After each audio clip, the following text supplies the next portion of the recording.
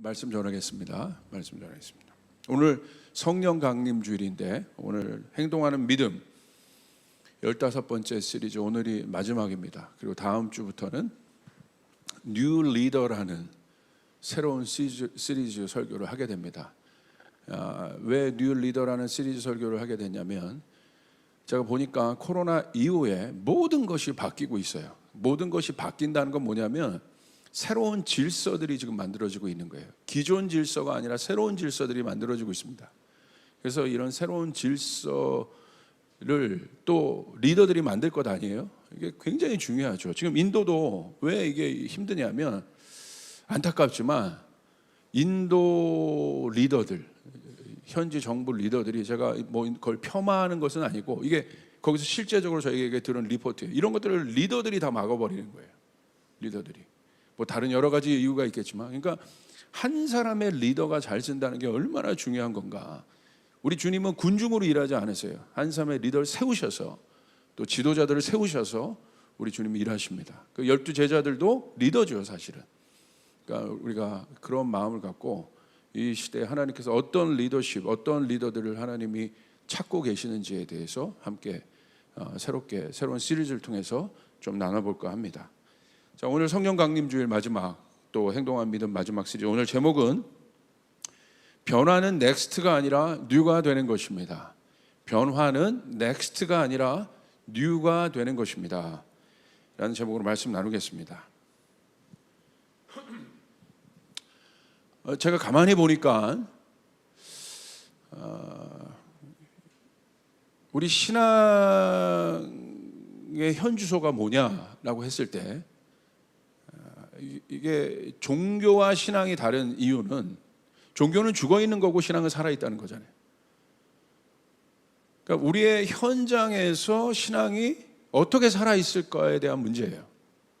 우리의 현장, 이 교회 말고, 이 교회도 마찬가지지만 우리의 대부분의 삶 속에서 이 신앙이 어떻게 살아 있을까, 어떻게 움직이고 있느냐에 대한 문제죠. 다시 말하면 우리의 현장 가운데 적용 가능한가에 대한 문제죠. 그래서 하나님이 사람을 그렇게 지으셨어요. 어떻게? 그러니까 결국은 어떤 주제냐면, 큰 띠이냐면 사람과 환경에 대한 주제입니다. 이게 인류의 역사예요. 사람, 환경. 그 환경, 우린 땅이라고도 얘기합니다. 우리가 땅에 살고 있기 때문에, 땅에 발을 붙여 살고 있기 때문에. 그러니까 원래 하나님께서 만든 사람이라는 존재는 어떤 존재였습니까? 통합의 존재였죠. 하늘과 땅을 통합하는, 그리고 하나님으로부터 복을 명받아 이 땅을 하늘과 같이 만들어내는 아주 중요한 통합의 존재였어요. 그래서 사람이 가는 곳마다 놀라운 일들이 일어난 거예요. 회복의 일들이 일어난 거예요. 축복의 일들이 일어난 거예요. 사람 때문에 다 복을 받게 된 거예요. 근데 죄가 들어오고 나서 사람이 어떤 존재가 됐습니까? 통합의 존재가 아니라 갈등의 존재가 됐다 이거예요. 갈등의 존재. 하늘과 갈등을 일으켜요. 땅과 갈등을 일으켜요. 사람과 사람 사이에 갈등이 일어나요. 민족과 민족 사이에 갈등이 일어나요. 나라와 나라 사이에 갈등이 일어나요. 그러니까 죄가 들어오고 나서 사람은 어떤 존재로 바뀌었어요? 갈등의 존재가 됐어요. 갈등의 존재. 지금도 여러분 보십시오. 사람과 환경의 싸움 아니겠습니까? 모든 사람은 환경이 바뀌기를 원해요. 맞습니다. 환경이 바뀌어야 됩니다. 이 땅이 바뀌어야 되고, 우리 가정이 바뀌어야 되고, 우리 일터가 바뀌어야 됩니다. 교회라는 환경이 바뀌어야 됩니다. 맞습니다. 그러나 순서가 있어요. 누가 바뀌어야 돼요? 사람이 먼저 바뀌어야 되는 거예요. 사람이 바뀌면 환경이 바뀌는 거예요. 여러분, 가정이 변한다는 건 뭘 보고 가정이 바뀌었다는 거예요? 우리가 30평 살다가 40평 가는 것이 가정의 변화입니까? 사람이 바뀐 거예요. 사람이 30평 살던 10평 살던 그 안에 있는 사람이 바뀌는 거예요. 사람이. 그게 중요한 거죠. 그렇다면 우리는 이런 질문들을 할 수 있을 거예요. 결국 사람이 누구냐? 왜 이런 갈등들이 계속 일어나느냐? 왜 그렇습니까? 정확하게 성경은 그 원인을 얘기해요. 모든 죄가 뭐로부터 출발합니까? 욕심이 잉태하여 죄를 낳았다. 욕심이 뭐예요? 욕망이죠. 그 욕망을 실현시키고자 하는 사람, 그러니까 갈등이 일어나는 거예요. 자신의 욕망을 실현시키기 위해서는 가정도 사람도 나라도 환경도 필요 없는 거예요. 그게 복의 존재가 아니죠. 그 사람의 생각에서 나오는 아이디어들이 복이 아닌 거예요. 해결이 없습니다. 그래서 사람들은 그것들을 시스템으로 자꾸 해결하려고 하는데, 환경을 바꿔서 기술을, 요즘에 화두가 이 환경을 바꾸는 최첨단 도구가 기술 아니에요? 기술을 통해서 결국 환경을 바꾸겠다는 거예요. 근데 저는 아니라고 봐요. 뭐 이념을 통해서, 정치를 통해서 환경을 바꾸겠다는 거예요. 아니라고 봐요. 사람이 안 바뀌는데, 사람 자체가 욕망 덩어리인데 어떻게 환경을 바꿀 수 있겠습니까? 그 사람이 기술을 조장하고 그 툴을 만지고 있는데, 여러분 어떻게 생각하세요? 그런데 보세요. 하나님의 영은 뭐예요? 하나님의 영, 로마서 12장 2절에 보면 하나님의 뜻이 온전히 임하고 있는 상태예요. 그게 하나님의 영인 거예요. 하나님의 영은 뭡니까? 하나님 자체죠. 하나님은 어떤 분이세요? 로마서 12장 2절에 보면 그걸 분별하라고 하잖아요. 우리 보고 하나님의 뜻이 선하시고 기뻐하시고 온전하신 뜻을 분별해라. 그러니까 하나님의 영이 임해야 된다는 거예요. 그래야 바뀌는 거예요. 여러분 동의하십니까? 결론부터 말하면 성령이 임해야 되는 거예요. 성령이 임하지 않고는 변화가 일어나지 않아요. 사람이 바뀌지 않아요.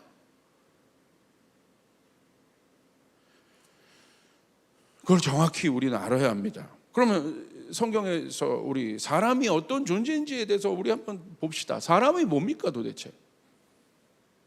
그렇죠? 이 환경과 사람의 문제에 있어서 여러분 정말 환경이 바뀌길 원할 겁니다. 그렇다면 그 환경을 주도하고 있는 사람은 어떤 존재냐는 거예요. 창세기 2장 7절 보세요. 분명히 나와 있어요, 성경에. 여호와 하나님이 땅의 흙으로 사람을 지으시고, 사람이라고 나오죠. 생기를 그 코에 불어넣으시니 사람이 생명이 된지라. 성경에서 말하는 사람은 어떤 존재입니까? 성경에서는 누구를 사람이라고 얘기해요? 그냥 지나다니면 다 사람인 거예요? 아니에요. 여기 다 지나다니면 사람인 거예요? 우리는 뭐 인류학적으로 뭐 생물학적으로 사람이라고 얘기할 수 있지만 성경은 사람이라고 얘기하고 있잖아요. 성경에서 말하는 사람은 뭐예요? 하나님의 영이 있는 존재라는 거예요. 뭐라고 돼 있습니까? 하나님이 만드신 사람, 흙으로 사람을 지으시고 생기를 흙밖에 안 되는 존재인데, 결국 우리가 죽으면 흙으로 돌아가잖아요. 그런 흙밖에 안 되는 존재가 사람인데 그 사람에게 생기를 그 코에 불어넣으세요. 할렐루야. 그래서 사람이 뭐가 됩니까? 하나님의 영이 있는 생령이 되었다. 성경은 그 하나님의 영이 있는 존재를, 생령된 존재를 사람이라고 얘기한다는 거예요.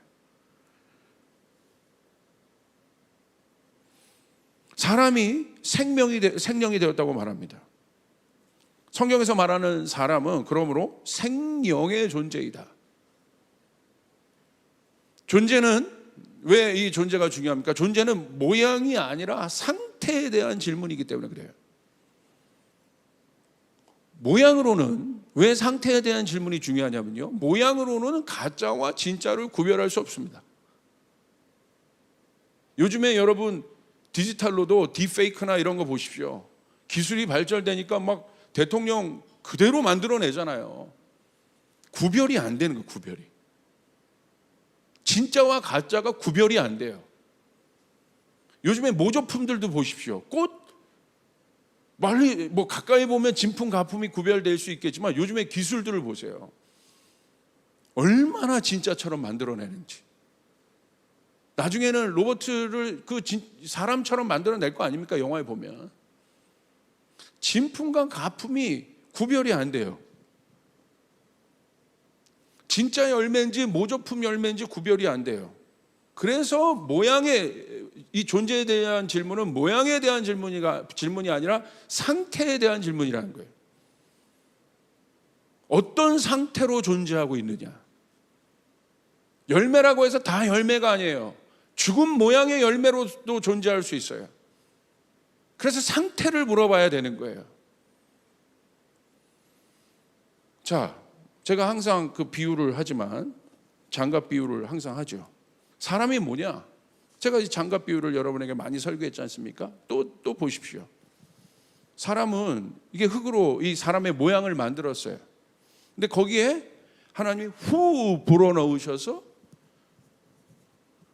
이 장갑 스스로는 움직일 수 없지만 하나님의 영이 들어가니까 어떻게 돼요? 움직일 수 있게 되죠. 머리도 넘길 수 있고 코도 만질 수 있고 수화도 할 수 있고. 이게 오징어인가? 이런 뜻인데 할렐루야. 그렇잖아요. 껍데기 자체, 이 껍데기가 2,000원짜리 목장갑이든 마이클 잭슨이 끼던 몇십억짜리 껍데기든 똑같이 껍데기일 뿐이에요. 사람이 구별하는 거지. 그 장갑에 손이 들어가지 않으면 무슨 의미가 있단 말입니까? 성경은 그래서 사람은 어떤 존재라고 얘기하고 있어요? 껍데기가 아니라고 얘기하고 있는 거예요. 영이 들어가지 않으면, 하나님의 영이 들어가지 않으면 다 껍데기인 거예요. 이 자체로 생명이 없다는 거예요. 생명 있는 것처럼 보이는 거예요. 여기다가 생명 없는 것에 뭐 명품 발라놓고 그러는 거예요. 성경 똑같은 거예요. 성경은 그 겉모양을 보지 않아요. 내가 하나님께서 사람을 뽑으실 때 외모를 보지 않는다고 하셨어요. 중심을 본다고 하셨어요. 그 속에 하나님의 영이 있느냐 없느냐. 우리 조이풀 교회가 살아있기 위해서 겉모양이 아닙니다. 많은 사람이 모이는 것이 아니라 나의 영을 가진 사람이 몇 명 모여 있느냐는 거예요. 할렐루야. 하나님의 영을 가진 사람들이 몇 명 모여 있느냐. 진짜가 몇 명이 모여 있느냐. 그게 진짜라는 거예요. 진짜. 너무 중요한 거죠. 상태가 중요한 이유는 진짜에 대한 검증이기 때문에 그렇습니다. 겉으로는 하나님을 잘 믿는 그 당시 바리새인들을 향해서 예수님 뭐라고 하셨어요? 회칠한 무덤이라고 하셨어요. 상태가 엉망이라는 거예요. 모양은 거룩한 것처럼 보이나. 왜 상태에 대한 질문이 중요합니까? 진짜에 대한 검증이기 때문에. 예수님 가짜라고 말씀하신 거예요. 왜 가짜입니까? 껍데기다 니들은. 생명이 없다. 그래서 예수님이 성전을 뒤엎은 이유도 무엇입니까? 성전에 예배가 없었습니까? 사람이 없었습니까? 형식이 없었습니까? 가짜 예배라는 게 가짜 예배. 뒤엎어버리신 것입니다. 예수님께서. 말라기에 기록된 거짓 예배에 대한 예수님의 책망, 하나님의 책망이 있어요. 제사장들과 레위인들을 책망하십니다. 말라기 1장 7절 너희는 내 제단에 더러운 빵을 바치고 있다. 바쳐요. 제단에 나가요. 빵도 드려요. 그런데 예수님 뭐라고 해요? 더러운 빵이다. 그러면서도 너희는 우리가 언제 제단을 더럽혔습니까? 하고 되묻는다. 너희는 나 주에게 아무렇게나 상을 차려주어도 된다고 생각한다. 완전 껍데기죠. 그 껍데기만 남은 예배, 그 제사장의 그런 제사장들이 드는 예배를 하나님 책망하십니다. 10절 보세요. 너희 가운데서라도 누가 성전문을 닫아 걸어서 너희들이 내 제단에 헛된 불을 피우지 못하게 하면 좋겠다. 불을 피우는데 어떤 불이에요? 진짜 불이 아닌 거예요. 헛된 불인 거예요. 하나님 뭐라고 했어요? 뭐라고 말씀하세요? 누구라도 이 성전문을 좀 닫아버려라. 나는 너희들이 싫다. 나 만군의 주가 말한다. 너무 직설적이. 싫다. 너희가 바치는 제물도 이제 나는 받지 않겠다. 그러니까 신앙은 양의 문제가 아니라는 거예요. 질의 문제라는 거죠. 상태는 질에 대한 질문이라는 거예요. 사람에 대한 질문은 바로 그런 거예요. 우리는 그 사람을 평가할 때 그 사람이 가진 소유, 양을 보고 그 사람을 평가합니다. 그걸 보고 우리가 성공했다고 얘기합니다. 그러지 않아요.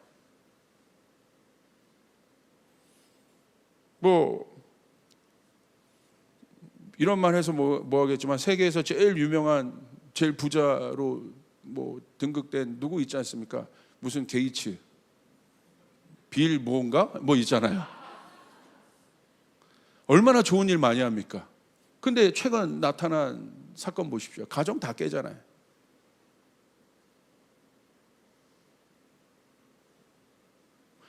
바깥에서 그렇게 좋은 일 많이 하니까 가정의 그런 불륜 정도는 눈 감아줘야지. 어디 그런 게 있어요?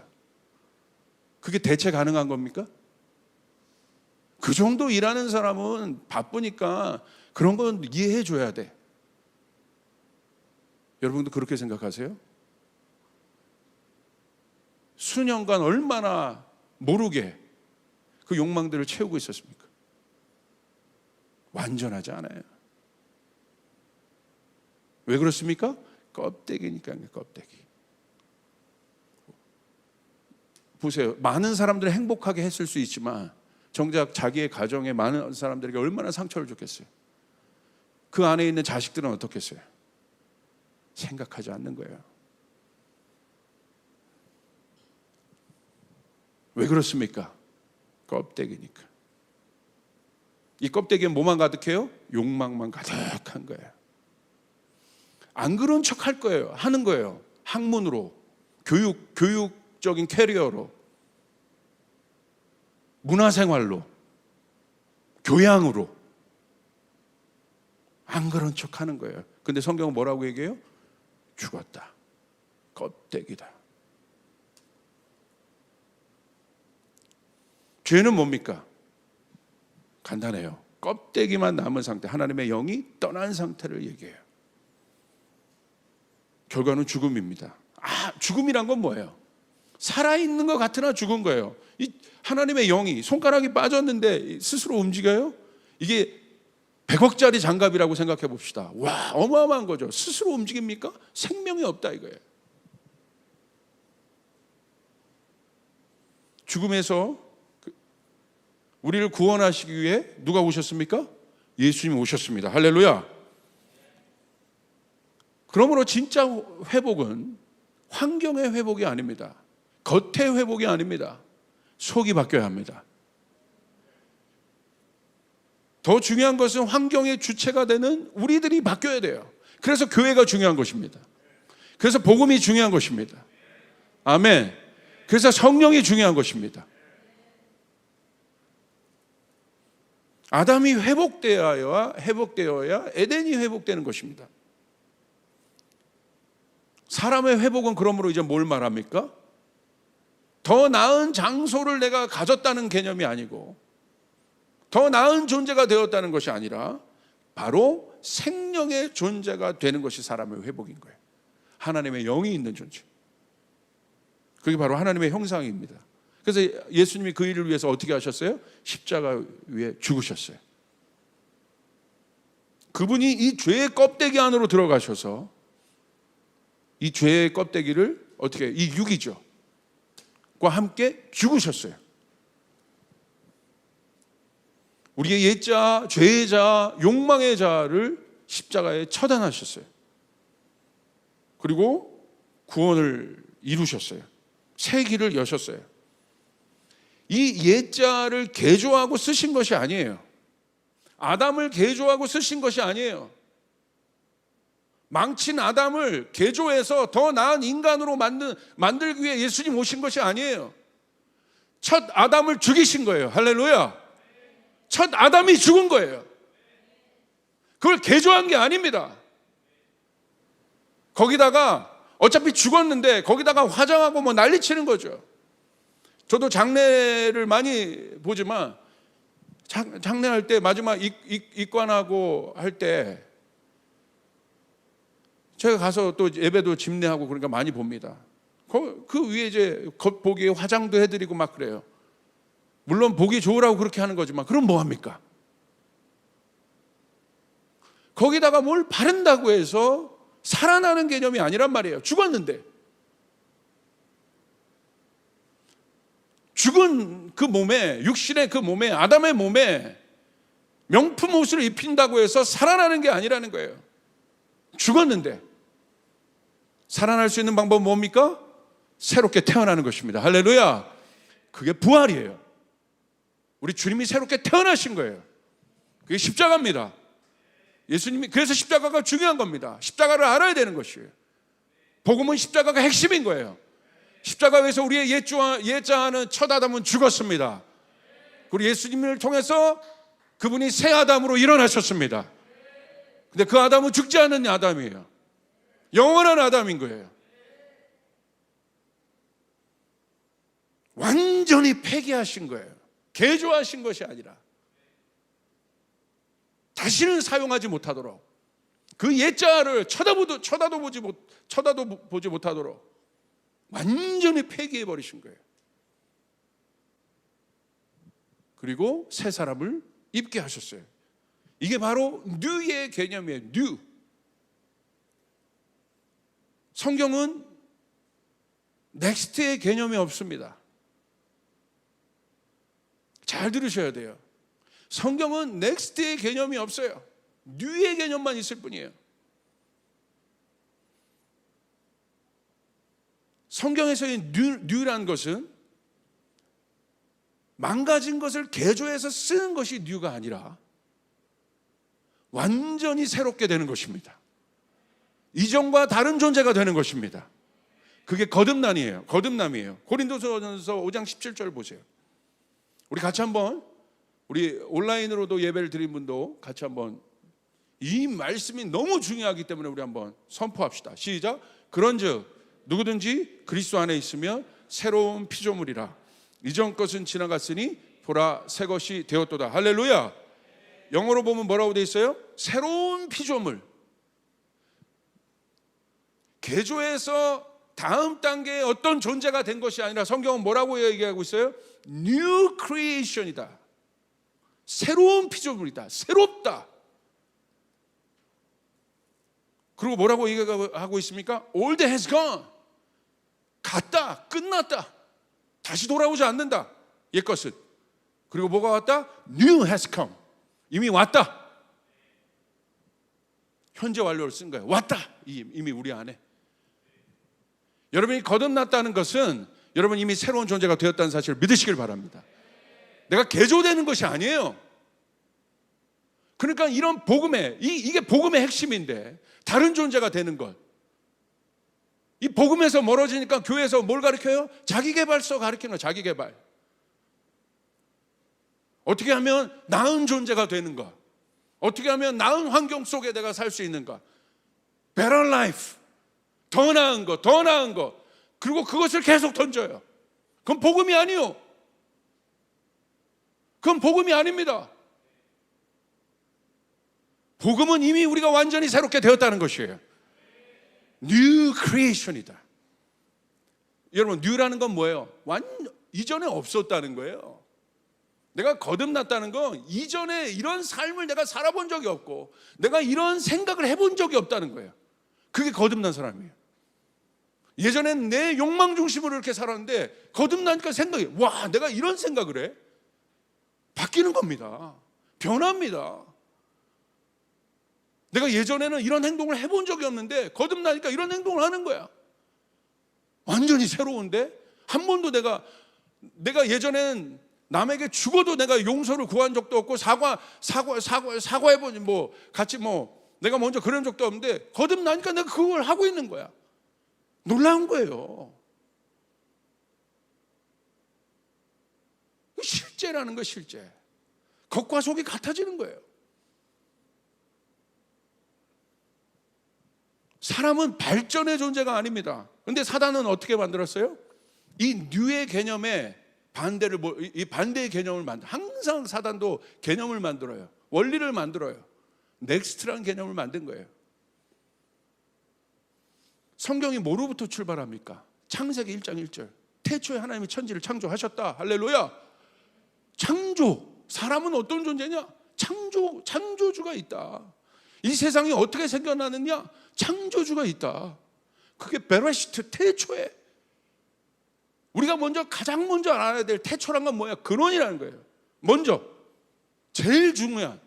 왜 여러분 근원이 중요한 문제가 되겠습니까? 근원은요, 오리지널리티에 대한 문제이기 때문에, 시작에 대한 문제이기 때문에. 나중에 이따 결론을 얘기하지만 이 오리지널리티가 결국 중요합니다.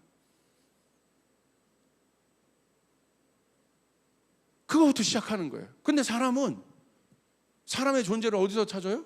이걸 모르니까, 이 자체를 거부하니까, 태초, 창조라는 것 자체를 거부하니까 뭐부터 시작해요? 발전으로 얘기하는 거예요. 넥스트. 저기 보이지 않는 미생물에서 무슨 존재가 되고, 그 다음에 무슨 존재가 되고, 그 다음 무슨 존재가 되고, 원숭이가 되고. 아이고, 킹콩을 차라리 뭐라고 하지? 차라리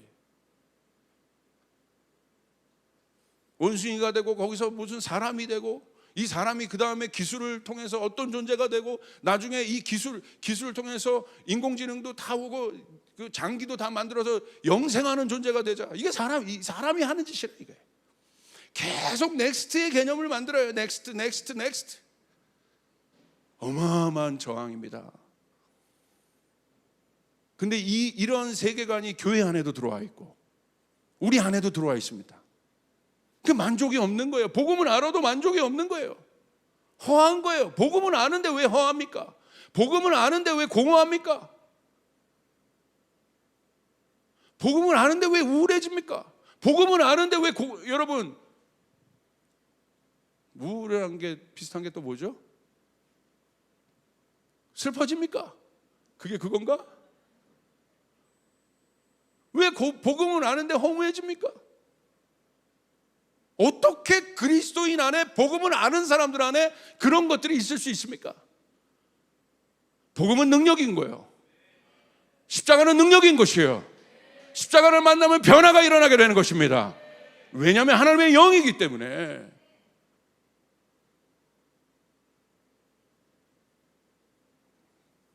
그러니까 왜 그런 사고가 들어오냐면 세상 사고에 소킹되어 있는 거예요. 그냥 말씀 안 보는 거예요. 기도 안 하고 있으니까 계속 세상 사고방식으로 계속 들어오는 거예요. 그러니까 사람은 인풋이 있어야 되는 존재인데 믿음이 어디서 나와요? 들음에서 나오잖아. 안 들으니까, 세상 것을 들으니까 세상 믿음이 생기죠. 영의 엄마를 향한 믿음이 생기죠. 하나님보다.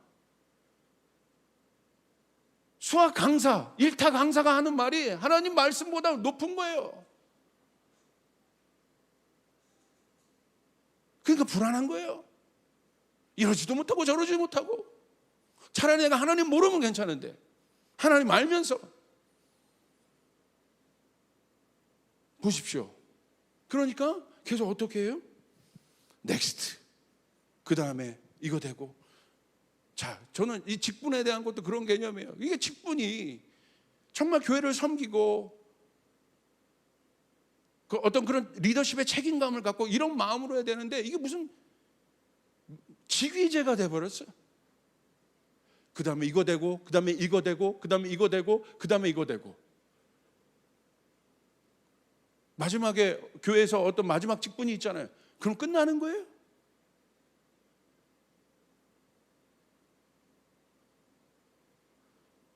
장로 위에는 없는 거예요? 또 만들어낼지도 몰라. 장로, 권사, 이렇게. 목사도 없는 겁니까? 그거 끝난 거예요? 더 만들어내는 거야. 뭐 사도 막 목사도 많은데 무슨 사도를 또 만들어? 그러니까 그런 거 막 신사도 운동 나오고 그러는 거예요. 그런 것들로 자꾸 사람들에게 권위를 주고. 아니잖아요. 자꾸 인간이요 넥스트의 개념을 만들어요. 왜? 편하라고. 직분 없으면 하나님의 일을 못합니까? 아니잖아요. 그게 중요한 건 아니잖아요. 그게 본질은 아니지 않습니까? 성경에서 말하는 7 집사도 보십시오. 7 집사의 조건이 뭡니까? 교회 오래 다녔으니까 받는 게 직분입니까? 아니지 않습니까? 근데 자꾸 넥스트의 개념을 원해요. 교회는 그걸로 장사하는 교회도 있고. 말이 안 되는 거죠. 그리고 내 자녀를 보고도 만족이 안 되는 거야. 여러분, 자녀가 그렇고 만족이 안 되는 이유는 뭐냐면 이 사회도 그런 보이지 않는 그런 환경들이 있는 거예요. 저 시골 환경과 저기 강남 한복판의 환경의 주제어들이 다릅니다. 저기 시골 가면 비교의 대상이 소입니다. 소. 없어요, 비교의 대상이. 저희 조나단 목사가, 저희 아버지가 이제 금촌에서 개척하느라고 저희 아버지가 하여간 이 지역에 마음이 있어서 그 당시에는 위장 전입이 막 다 보편화됐을 때예요. 다 금총 정도면 막 서울에 다 보낼 때야. 근데 저희 아버지가 지역에 뼈를 묻어야 된다고 하면서 서울에서 잘 다니는 애를 중학교를 저기 문산에 있는 저기 금촌에 있는 어느 중학교로 보냈어. 갔다 오더니 그러는 거예요. 형, 학교에 갔더니 애들이 트랙터를 몰아. 완전히 다른 거예요. 거기서 주제가 다른 거야. 대화의 주제가. 그러니까 교회 다니면서도 의연해지지 못하는 겁니다. 계속 비교하는 거예요. 비교.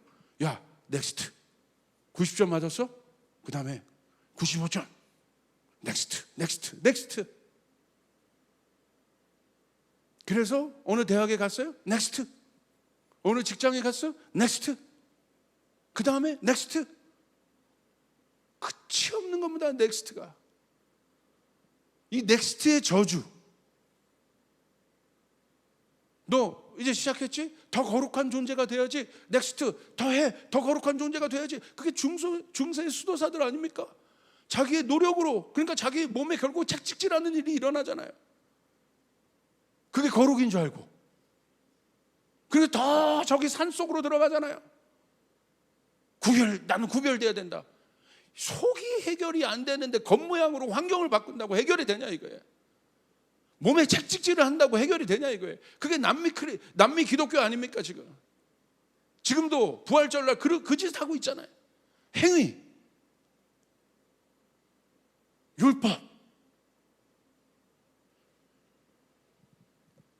복음을 잘못 알고 있는 겁니다. 예수님이 이 땅에 오셔서 한 일을 모르고 있는 것입니다.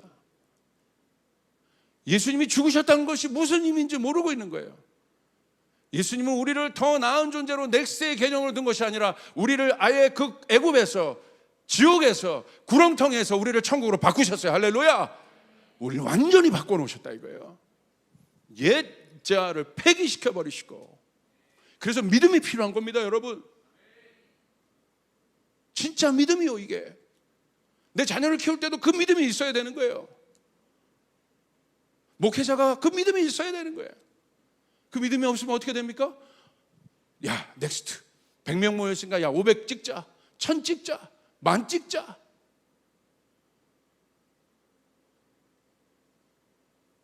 죄송합니다 이런 표현에서 제가 이걸 알았어요. 우리나라 선교 운동도 물론 그런 슬로건이 아니라는 걸 믿지만 언제부터인가 이 양을 외치기 시작해요. 100만 명 선교 운동. 물론 무슨 말인지는 알아요. 얼마나 여러분 놀라운 일입니까? 100만 선교사들이 일어난다. 그러나 그것이 잘못하면 본질이 왜곡될 수도 있다 이거예요. 하나님은 양을 통해서 일해 보신 적이 없습니다. 한 번도. 하나님은 질을 통해 일하십니다. 할렐루야. 맞는 거예요. 그런 거예요. 자, 다시 한번 조금 더 볼까요? 에베소서 2장 10절 보십시오. 우리가 어떤 존재인가? 우리는 그가 만드신 바라 그리스도 예수 안에서 선한 일을 위하여 지으심을 받은 자니 이 일은 하나님 전에 예비하사 우리로 그 가운데 행하게 하려 하심이라. 여러분 믿으시면 아멘 합시다. 우리는 어떤 사람입니까? 여기 나오죠. 영어로 보시면 For we are God's workmanship. 이게 뭡니까? 만드신이라는 것인데 이게 원어로 보시면 포이에마라는 뜻이에요. 피조물, 창조물, 작품. 근데 작품인데 어떤 작품? 최고의 작품을 말해요. 그래서 창조를 안다는 건 창조주를 안다는 거예요. 우리는 창조주의 뭡니까? 최고의 작품입니다. 믿으시면 아멘 합시다. 아멘. 여러분 아멘 이거는 정말 환호성이 나오도록 크게 아멘 하셔야 돼요. 아멘. 아멘. 나는 어떤 존재냐? 하나님의 작품이라는 거예요. 작품은. 내가 지금은 세상에서 좀 세상 기준에서 그런 거예요. 그 기준은 변해. 나는 누군가? 여기 나와 있잖아요. 우리는 그가 만드신 바라. 포에마. 작품이다. 작품은 세상에서 뭐 평론가들이 왈가불가하는 게 중요한 게 아니에요. 그 평론가들이 돈 받고 할 수 있는 게 평론인데, 평론에 의해서 작품이 평가되는 게 아니에요. 누가 중요합니까? 작가가 중요해요. 작가가. 우리를 만드신 작가가 있다는 거예요. 우리를 만드신 아티스트가 있다는 거예요. 할렐루야. 아멘. 고흐의 작품들 보십시오. 그 당시에는 평가를 못 받았잖아요. 그런데 결국은 고흐 때문에 평가를 받잖아요. 작품을 알려면 작가가 있다는 거예요. 성경은 우리가 그의 작품이라고 얘기하고 있는 거예요. 최고의 작품. 우리는 어떤 존재냐? 작품을 만들 때 작가가 시중에 내놓을 때 어떻게 내놓습니까? 야, 이거 아닌데 또 더 칠하고 또 더 칠하고 이래요? 계속 개발합니까? 아니잖아요. 됐어. 끝났어. 야, 이거 내가 더 이상 할 게 없어. 끝. 다 부었어. 내 모든 거 다 부었어. 이게 작품이라는 거야. 여기서 내가 더 어떻게 할 수 없어. 이 영감을 받아서 이걸 그렸는데 어떻게 할 수가 없어. 황성중 끝났어. 내가 더 어떻게 할 수가 없어. 내가 황성중을 만들 때 내가 다 부었어. 어떻게 더 만질 수가 없어. 저 머리 곱슬곱슬하고 잘생기고 뭐 저거 어떻게 더 만질 수가 없어. 이게 작품이란 거예요. 믿으시면 아멘 합시다. 만들고 나니까 작가가 잠깐만 저거 머리 펼까? 그게 아니라는 거야. 우리가 작품이라는 거. 우리 서로의 우리 한번 가슴에 손을 대고 외쳐보세요. 나는 하나님의 작품이다. 믿으시면 아멘. 믿으시면 아멘. 목사님, 나는 코가 작은데 아니요. 작가가 됐어. 네 코야 그거. 비교하지 마. 세상만 이렇게 세상이 만들어 놓은 거지 그건. 왜 비교해? 당당해. 흉내 내지 마. 따라하지 마. 너야. 믿으시면 아멘 합시다. 여러분, 고흐의 작품은 하나밖에 없는 거예요. 제가 말한 거 여러 작품이 있지만 그가 만든 거, 고흐의 자아상은 하나밖에 없는 거야. 목사님, 제 방에도 저기 탕자의 귀한 그림이 있습니다. 르누아르. 제가 러시아에 가서 박물관에서 사온 거예요. 할렐루야. 누가 보면 진짜인 줄 알겠지만 가짜요. 그 진짜는 거기 걸려 있어요. 하나밖에 없는 거예요. 여러분은 한 명이에요. 한 명. 여러분 그의 작품이에요. 할렐루야. 그게 뉴라는 개념. 뉴. 개선된 존재가 아니라 뉴. 넥스트가 아닙니다. 근데 세상은 계속 지금도 넥스트를 만들죠. 그게 바벨 아닙니까? 더 올려. 어디까지 올리면 하나님만큼 되겠다는 거야. 이게 어리석잖아요. 성층권까지 올라가면 하나님만큼 되겠다는 거야. 끝도 없고 밑도 없고 계산도 못해. 근데 올리래. 그냥 성경 보세요. 몇 미터까지 올려라. 그럼 분명하겠는데. 그럼 하나님 맞나? 그거 아니잖아. 올려. 이 막연한 거 아닙니까? 야, 발전해. 더 나가봐. 더 잘 돼봐. 더 가. 그게 넥스트의 개념입니다. 넥스트의 개념. 여러분의 남편에 대해서도 뭘 어디까지 바꾸기를 원하세요? 할렐루야. 그냥 뉴예요. 뉴. 내 아내도 뉴.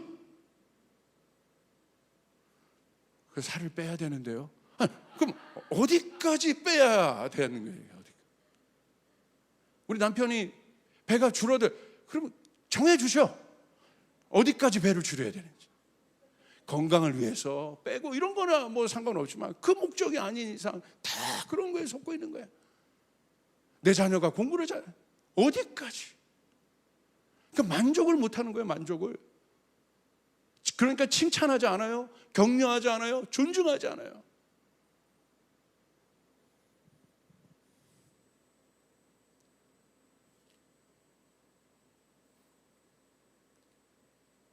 왜 자기계발서가 지금도 베스트셀러 1위입니까?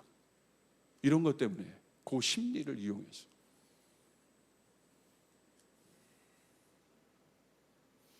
그 TV에 보니까 외국인들이 나와서 그 뭐 있더라고요. 근데 챌린지를 하더라고. 3픽 챌린지 해가지고 우리나라의 세계의 산을 한 번에 하루에 24시간 만에 오르더라고요. 대단하죠. 한라산, 지리산, 그 다음에 설악산을 하루에 올랐어요. 뭐 박수는 쳤지만 왜 그럽니까 여러분? 그거 얼마나 힘들어? 아닙니다. 제가 넘어가겠습니다. 그 제가 보면서 인간은 그게 있는 거야. 계속 넥스트. 그 욕망이 욕망. 왜 그렇습니까? 하나님의 영이 내 안에 있다는 걸 모르는 거예요. 내 안에 다른 걸 자꾸 두는 거예요. 내 안에 하나님의 영이 있어야 되는 거예요. 할렐루야. 그러면 거기서 능력이 나오는 것입니다. 그러므로 사람은 어떤 존재입니까? 새로운 존재이다. 우리는 어떤 존재입니까? 새로운 존재, 뉴 크리에이션이다. 이게 창조의 개념이에요. 저절로 진화하고 발전해서 만들어낸 존재, 혁신의 존재가 아닙니다. 제가 어떤 분과 이야기하는데, 목사님, 혁신이라는 단어는 인간이 쓰는 단어 같습니다. 물론 무슨 뉘앙스는 알겠지만 사실 맞죠. 개발하자는 거예요. 창조는, 교회는 사실 혁신의 개념이 아니죠. 뉴의 개념이죠. 개발해서 쓰는 게 아니죠. 창조로 지음받은 새로운 존재가 사람이라는 의미가 중요한 이유가 여기에 있는데, 왜 그렇습니까? 이 오리지널리티 때문에 그래요. 독창성 때문에. 결국 오리지널리티라는 건 뭐예요? 진짜라는 이야기예요. 앞으로는 오리지널리티에 대한 싸움이 될 거예요. 메타버스도 NFT 이런 개념이 나오는 건 저 작품에 대한 오리지널리티를 보장해 주는 거예요. 세상도 그거에 관심이 있어요. 진짜가 뭐냐. 세상이 우리들에게, 여러분에게 원하는 건 여러분이 세상과 똑같은 생각만 하고 똑같은 이야기하고 똑같은 생각만 하는 게 아니라, 여러분에게 진짜 원하는 건 뭐냐면, 세상은 여러분이 진짜를 말하길 원하는 거예요. 할렐루야. 우리 청년들이 부흥하려면 여러분 환경 바꾸고 LED 바꿔서 되는 것이 아니라 예수 이야기 들으면 부흥하는 겁니다. 진짜 이야기를 들으면 부흥하는 겁니다. 우리는 진짜에 반응하는 존재니까. 그 오리지널리티. 사람은 그러므로 앞으로는 이 오리지널리티가 모든 것에 중요한 어떤 키워드가 될 겁니다. 그게 창조의 핵심이에요. 사람은 독창성의 결정판, 우리 하나님도 오리지널리티의 결정판이에요. 스스로 있는 분이다. 그분은 유일한 분이에요. 할렐루야.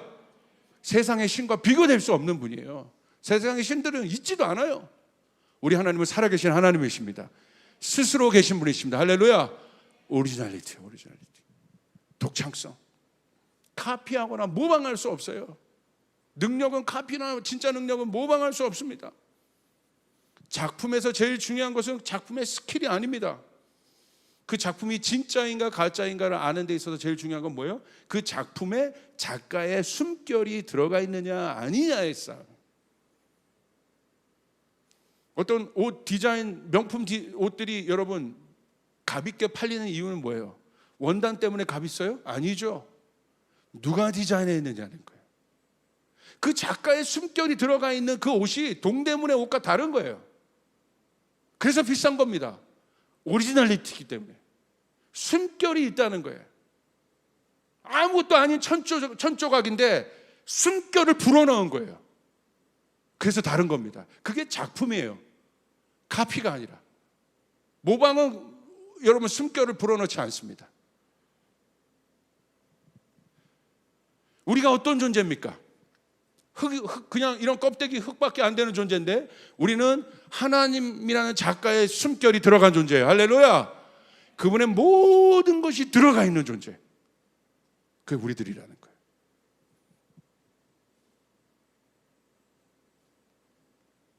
그래서 사단은 이것을 알아요. 사람 안에 있는 창조물의 독창성을 파괴합니다. 어떻게? 비교와 차별을 통해서 돈, 유행, 흐름, 문화들을 통해서, 그리고 그것을 통해서 세상 흐름을 주도합니다. 그리고 교회도 그 흐름에 편승하게 해요. 성도도 그 흐름에 넣게 해요. 그런데 그 주류의 유행에 편승하지 않으면 결국 어떻게 됩니까? 뒤처진 존재가 되고요. 뒤처진 존재란 사회에 쓸모없는 존재로 낙인이 찍혀요. 이게 바로 사단이 만드는 넥스트의 흐름이에요. 그러나 우리는 그러지 않습니다. 우리는 여러분 한 분 한 분이 하나님의 숨결이 담긴 독창적인 존재라는 사실을 믿으시기 바랍니다. 디모데후서 1장 9절에 이렇게 기록되어 있어요. 하나님이 우리를 구원하사 거룩하신 소명으로 부르심은 우리의 행위대로 하심이 아니요 오직 자기 뜻과 영원 전부터 그리스도 예수 안에서 우리에게 주신 은혜도로 하심이라. 그러므로 우리가 구원받았다는 건 뭐예요? 우리 안에 한 명 한 분 한 분 다 다르게 부르심이 있다는 거예요. 구원과 부르심을 구별할 수 없습니다. 이게 작년 성경 공부 통해서 계속 제가 강조하고 있는 내용이 3주간 강조한 게 이 내용이에요. 구원과 부르심은 구별될 수 없다. 그러므로 여러분이 하나님의 영이 여러분 안에 있다는 것은 여러분을 통해서 하나님의 선한 일들이 일어나게 되는 것이고, 그것이 여러분의 데스티니가 되는 것이고, 할렐루야. 그래서 우리 안에 하나님의 프로젝트, 하나님의 플랜들을 주시는 것이고, 하나님의 계획들을 주시는 것이고, 여러분을 통해서 그 일들이 일어나게 되는 것이고, 생명력 있는 일들이 일어나게 되는 것이고, 할렐루야. 그 일들이 일어나는 거죠. 그러므로 이제 여러분 창조의 사역을 하셔야 합니다. 창조의 사역이란 뭡니까? 숨결을 불어넣는 일이에요. 그게 복음을 전하는 거예요. 복음은 하나님의 영입니다. 어디에? 창조는 환경과 상황에 묶이는 것이 아니라 공간을 만드는 거예요. 환경과 상황에 묶이는 것이 아니라 오히려 그 공간을 주도하는 거예요. 창조는 흐름을 따라가는 것이 아니라 흐름을 주도하는 거예요. 창조는 광야에서도 세계를 만드는 것이에요. 그게 창조의 능력이에요. 광야, 사막입니다. 그런데 창조의 DNA를 갖고 있는 사람이 가면 광야에 숨결을 불어넣으면 거기에 길이 만들어져요. 마른 뼈 보십시오. 이스라엘 백성들 마른 뼈와 같은 상황이 됐어요. 에스겔을 데리고 갑니다. 우리의 눈으로 볼 땐 마른 뼈입니다. 가망 없습니다. 근데 하나님 뭐라고 말씀하시나요? 뭘로 보이느냐? 마른 뼈입니다. 주님은 마른 뼈로 보지 않아요. 이스라엘이 아무리 힘들고 어렵고 바닥을 치는 그런 상황에 가 있을지라도 하나님은 이스라엘을 마른 뼈로 보지 않으세요. 에스겔에게 다른 눈을 갖기를 원하시는 거예요. 지금 마른 뼈와 같을지라도 우리들의 상황이, 지금 한국교회가 처한 상황이 마른 뼈와 같을지라도, 여러분이 처한 상황이, 여러분의 가정이 마른 뼈와 같을지라도, 여러분의 일터가 마른 뼈와 같을지라도 주님은 우리에게 물으십니다. 너는 뭘로 보이느냐? 주님은 뭘로 보셨어요? 군대로 보셨어요. 그래서 어떻게 하십니까? 에스겔을 통해서 창조의 사역을 하게 하세요. 숨결을 불어넣게 하십니다. 사방으로부터 생기와 불어오너라. 할렐루야. 저 마른 뼈에 들어갈지어다. 마른 뼈에 들어갈지어다. 그러니까 그 마른 뼈가 어떻게 됩니까? 지극히 큰 군대가 되더라. 그게 창조의 사역이에요. 숨결을 불어넣는 것. 예배팀이 이 창조의 사역을 하라는 거예요. 그냥 곡 카피하는 게 아니라 숨결을 불어넣는 것이라는 거예요. 그렇게 될 때 역사가 일어나게 되는 것입니다. 아멘. 제가 어느 전시회에 갔다 왔어요. 빛의 벙커라는 전시회인데 KT에서 쓰던 옛날 그 벙커가 있어요. 벙커라는 거는 이게 콘크리트로 만든 그런 구조물 아닙니까? 거기를 다 스크린으로 만들었어요. 그리고 거기다가 그 인상파 화가들의 그 작품들을 빛으로 쐈어요. 그러니까 그 벙커가 작품 세계가 돼. 우리가 볼 때는 못 쓰는 콘크리트 건물인데 그 콘크리트 건물을 프로젝트를 써서 빛을 쏘고 그거를 컨텐츠를 만들어 쏘니까 사람들이 몰리는 컨텐츠 장소가 돼. 뭐 한 겁니까? 숨결을 불어넣은 거야. 이 시대는 숨결을 불어넣는 사람이 필요한 거예요. 말씀을 전할 때도 하나님의 숨결을 불어넣을 수 있는 사람이 필요한 거예요. 아멘. 여러분의 자녀들을 위해 기도할 때도 숨결을 불어넣을 수 있어야 되는 거예요. 아멘. 나는 아무것도 없지만, 에스겔은 아무것도 없지만 사방으로부터 생기가 불어올지어다. 여러분, 인도 땅 가운데 주님의 숨결이 불어오기를 축복합니다. 우리가 돕는 모든 영역에 하나님의 숨결이 불어오기를 축복합니다. 여러분, 그렇게 선포해 보시죠. 나와 내 가정은 온 열방에 숨결을 불어넣으리라. 믿는 자에게 일어날지어다. 믿는 자에게 일어날지어다. 여러분, 오순절, 오늘 성령 강림 주일입니다. 주님께서 이제 어마어마한 사역을 사도행전에서 이제 하셨어야 돼요. 어떻게 합니까? 가장 첫 번째, 주님이 하신 건 뭡니까? 너희가 성전을 떠나지 말고 기도해라. 뭐가 왔어요? 하나님의 영이 임했다는 거예요. 숨결이 임했다는 거예요. 그러니까 그들이 하나님의 영이 있는 그들이 어떻게 합니까? 이전과 다른 사역을 해버리기 시작해요. 한 번에 설교할 때마다 5,000명이 회개하는 역사가 일어나기 시작해요. 베드로가 한 번도 하지 못했던 사역들을 하기 시작합니다. 여러분 날 때부터 걷지 못한 사람에게 선포했는데 그 사람이 일어나기 시작합니다. 기적이 일어나기 시작합니다. 사람 배고픈 사람들이 먹여지기 시작합니다. 하늘의 재정이 풀어지기 시작합니다. 하나님의 영이 와야 되는 거예요. 우리는 어떤 존재냐? 여러분 이제 구하셔야 돼요. 하나님의 영이 우리 가운데 와 주시옵소서. 성령님 다시 우리 가운데 와 주시옵소서.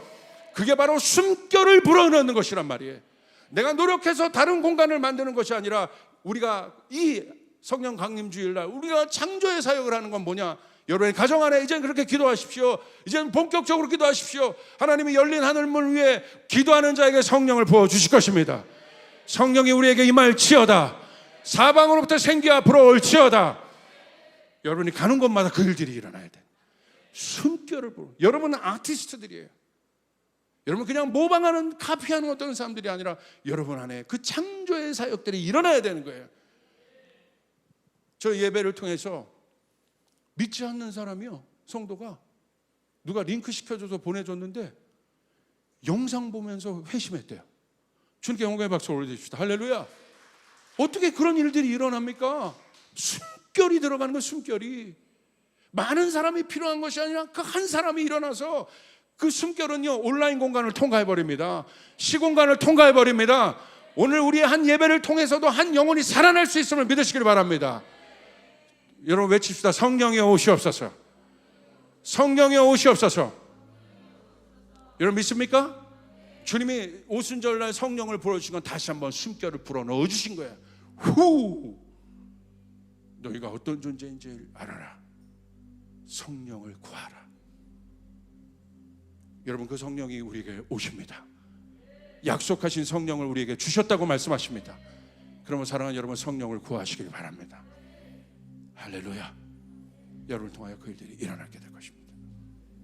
나는 다른 어떤 것보다 더 성령을 원합니다. 여러분 그렇게 마음에 소원하시는 분만 정말 오늘 성령 강림 주일이잖아요. 여러분 아멘으로 외쳐보세요. 나는 성령을 원합니다. 나는 성령을 원합니다. 성령은 우리가 할 수 없는 일들을 하게 하시는 거예요. 나는 성령을 원합니다. 진짜 그게 바로 껍데기가 아니라 하나님의 사람들. 이 세상이 할 수 없는, 기술이 할 수 없는 것 하나님의 영이 하시는 거예요. 성령이 하셔요. 여러분 좋으시죠? 여러분 좋으시죠? 나는 어떤 존재냐? 하나님의 영을 담는 존재다. 그리고 사랑하는 여러분, 주님에게 약속하신 거예요. 구하시라는 거예요. 성령님 오시옵소서. 여러분에게 오실 것입니다. 주님께 영광의 박수 올리겠습니다. 자리에서 일어나겠습니다.